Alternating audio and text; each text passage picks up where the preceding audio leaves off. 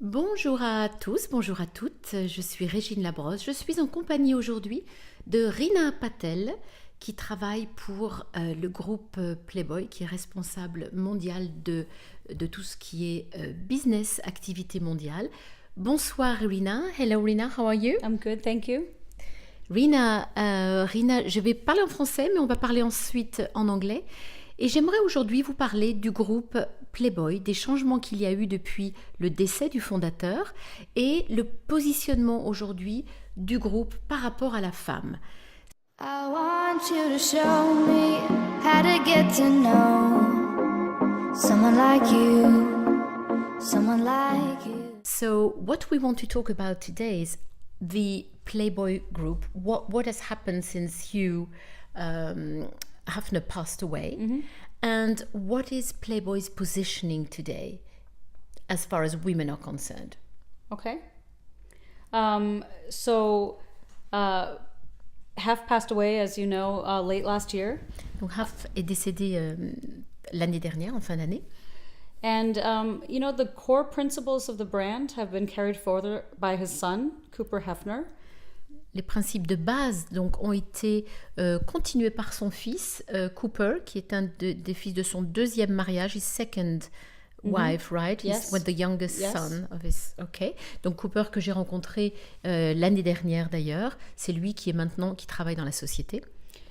And in that regard, the company's core values haven't changed much. It's based on freedom. It's based on furthering the cause of freedom, especially in the political environment we're in the US. Donc les valeurs principales de la marque Playboy n'ont pas vraiment changé. Playboy, ça a toujours été une question de liberté et surtout au niveau politique. Donc cela n'a pas changé, même depuis le décès et le départ donc, de Hugh Hefner. And while the company still focuses on having a playful and a positive environment, it believes in communicating a message that relays all points of views while furthering the cause for freedom, which is important as a woman to feel that your rights are valued as an equal. Donc même si les valeurs sont toujours autour du jeu, de s'amuser, de having fun, c'est toujours quand même autour des fondamentaux du respect de la femme. C'est-à-dire que chaque femme qui est dans un magazine, évidemment, aura choisi, et c'est toujours dans un contexte de liberté. If we can just put it also back to its context, when it was created, was it in 53? In Chicago, 53? Yep. December 53. La création de Playboy remonte à décembre 53 à Chicago. It was a time when what Hugh created was just unbelievable. It was going against a lot of very rigid minds. Right. And so it was all about breaking a mold, I guess. Et ce qu'il a fait, donc, quand il a créé le magazine, il allait vraiment contre un tas de préjugés et de rigueurs, particulièrement en 53. Donc c'était vraiment un esprit de liberté qu'il a créé. Yeah, it definitely was a step into a direction where, Hugh was arrested at one point. He believed in the concept. He believed in the ability for being able to be a voice for what he personally thinks should be his freedom of expression. Hugh a même été arrêté donc, pour tout cela, mais il croyait tellement fort dans ce qui était sa liberté d'expression qu'il a continué dans sa lancée.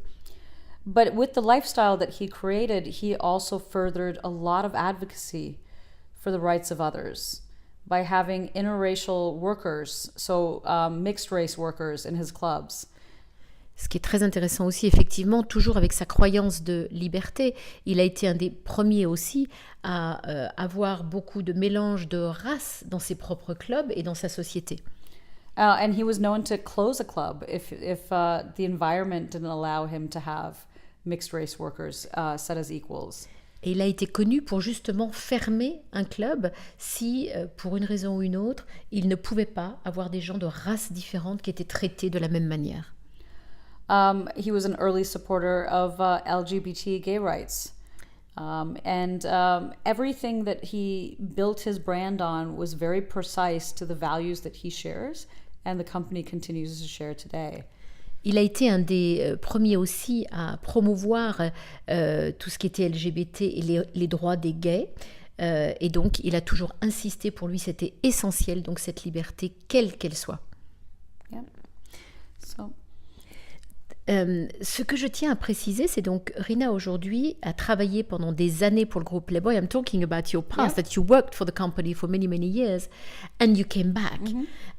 Et donc Reena a travaillé pendant 5 ans à l'étranger. 7 years. Pendant 7 ans, est partie travailler dans d'autres sociétés et est revenue de nouveau, principalement parce qu'elle a trouvé un environnement où il y avait justement ce respect des valeurs, ce respect de liberté qui était assez atypique dans le monde commercial, qu'elle s'y est complètement retrouvée. Moi, j'ai le grand plaisir de travailler avec elle, donc par rapport à la marque Playboy et son développement à l'échelle mondiale. Ce que j'aimerais vous dire, now, Reena, we're going to tackle the other part of your passion, which I love to ask you some more things about. Reena a une autre passion, et peut-être elle va nous expliquer d'où est venue cette passion, et c'est un travail qu'elle mène aujourd'hui avec insistance pour communiquer sur quelque chose qui lui tient à cœur. Reena, what is it? Where did something happen that brought your attention and that drove you mad that you had to look into it and develop some more knowledge and therefore action that you want to put in place after that? What happened? That was, I think, in Amsterdam. Yeah. So every year in Amsterdam, Playboy had a trade show or a conference. Donc tous les ans, Playboy avait une conférence à Amsterdam. And in one of those conferences, in the evenings, we would walk to the red light district. That's what everyone used to do, as a tourist location. Et une des soirées, comme beaucoup de soirées, comme chaque année, une destination touristique, c'était d'aller faire un tour dans le quartier du port, donc de Red Light de Amsterdam. And in one of those trips, I walked down the side alleys of the red light district and heard for the first time the voices of the girls that were often behind windows and heard many different accents.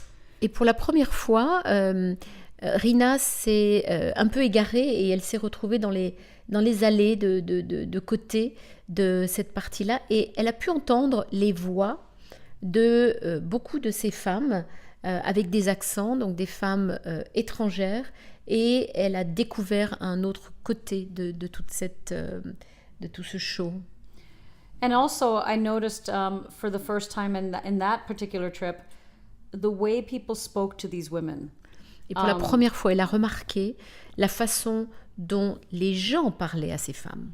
Yeah, it was almost like they weren't humans, that they were attractions, and they could speak to them like they were attractions, or they were, deserved to be in the situations that they were. Et le ton était comme si ces personnes n'étaient pas humaines, et c'est comme si elles étaient en fait qu'une attraction, donc pas humaines, et qu'elles méritaient finalement d'être parlées de cette manière. And so it prompted me to look into it, because I was very curious. Why are these girls who do not have Dutch accents or English accents, why am I hearing them? And it prompted me to do some research to find out a little bit more, and that's when I uncovered human trafficking for the first time. Et donc Reena, ça l'a, avec la curiosité, elle a voulu en savoir un petit peu plus pourquoi des personnes qui n'étaient pas hollandaises se retrouvaient là, dans cette situation. Et donc Reena a fait beaucoup de recherches sur ce sujet, et petit à petit, comme une pelote de laine un petit peu, est arrivée à toucher du doigt et à creuser énormément tout ce qui était le trafic humain. And once you uncover one piece, you start uncovering a lot more. Oh my God, yes. Une It's fois one que tu of the... découvres une partie, tu commences à en découvrir de plus en plus. And the victims, unfortunately, are the ones that are considered most vulnerable, women and children. Voilà. Et les victimes sont ceux qui sont, de manière générale, les plus vulnérables, donc les femmes et les enfants. And from that point, it's been an interest of mine to understand and explore, to hopefully make some sort of impact in helping to at least change some of those lives. Et depuis, ça a été un point très important pour Reena, donc de porter cela à la lumière et de voir de quelle manière elle va pouvoir impacté, changé certaines de ses vies? Yeah, so currently finishing my PhD with ISM here in Paris. And a lot of my research is focused around illicit crimes and the sources of money that fund human trafficking or are generated from human trafficking. Donc Reena finalise son PhD ici à Paris. Donc aujourd'hui et hier, elle était donc en cours.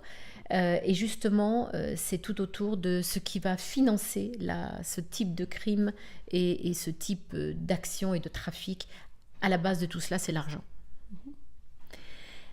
This is just fascinating. C'est fascinant et c'est une des choses dont on avait parlé avec Reena en été dernier lorsque j'étais au bureau de Playboy à Los Angeles.